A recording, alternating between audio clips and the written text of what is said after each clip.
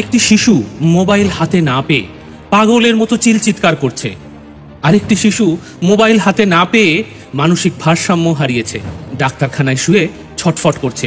এমনই বেশ কিছু ভিডিও ঘুরে বেড়াচ্ছে সোশ্যাল মিডিয়ায়। সাবধান হওয়ার প্রয়োজনীয়তা রয়েছে। বাড়ির শিশুটির হাতে মোবাইল, আর মোবাইলের স্ক্রিনে রিলস, একের পর এক, অন্তহীন, অর্থহীন, শালীন, অশালীন, ভেদাভেদহীন রিলস। শিশুটি দেখে যাচ্ছে টানা, তার নড়া নেই, চড়া নেই, মাথা খাটানো নেই। আগে শিশুরা কার্টুন দেখত 20 মিনিট 30 মিনিট, এখন অতক্ষণ মনোযোগ ধরে রাখার ব্যাপারটাও আর নেই। 2-1 মিনিটের রিলস চলছে চলছে একের পর এক। শিশুটি কাউকে বিরক্ত করে না, চেঁচামেচি করে না, ঘর নোংরা করে না, খেলাধুলা করে না, খাওয়ার সময় কান্নাকাটিও করে না।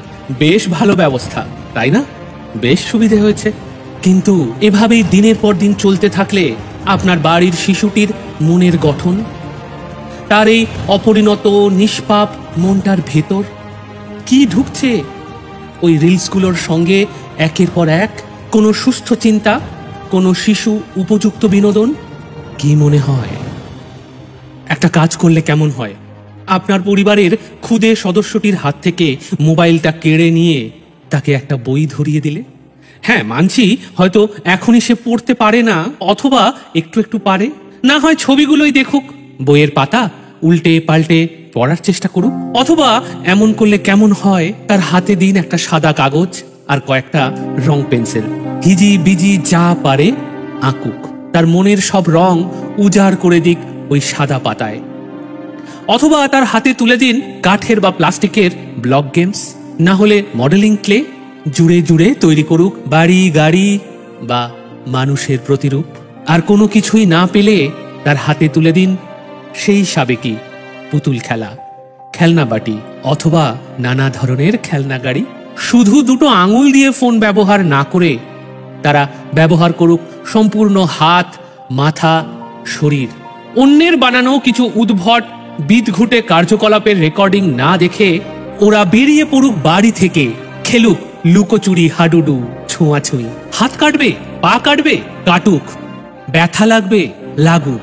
ওই কষ্টগুলোই ওদের আরো শক্তিশালী করে তুলবে, ভবিষ্যৎ জীবন যুদ্ধে জয়ী হওয়ার উপযুক্ত করে তুলবে। আপনার সন্তানকে আপনি কিভাবে বড় করবেন সেটা আপনার ব্যক্তিগত সিদ্ধান্ত। আমি একটা উটকো লোক সামাজিক মাধ্যমে জ্ঞান দিতে আসার কেউ নই।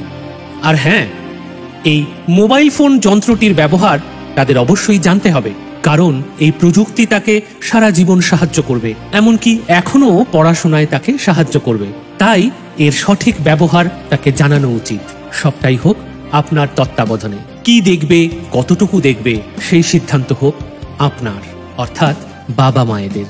মনে রাখবেন, আপনার সন্তান বিপদে পড়লে তাকে সাহায্য করবে তার শিক্ষা, তার বুদ্ধিমত্তা। যাদের রিলস দেখে আজ সময় নষ্ট করছে তারা কেউ এগিয়ে আসবে না। এখনো সময় আছে। আসুন আমরা সবাই সাবধান হয়ে যাই, না হলে খুব বড় ক্ষতি হয়ে যাবে ওদের, আমাদের সকলের।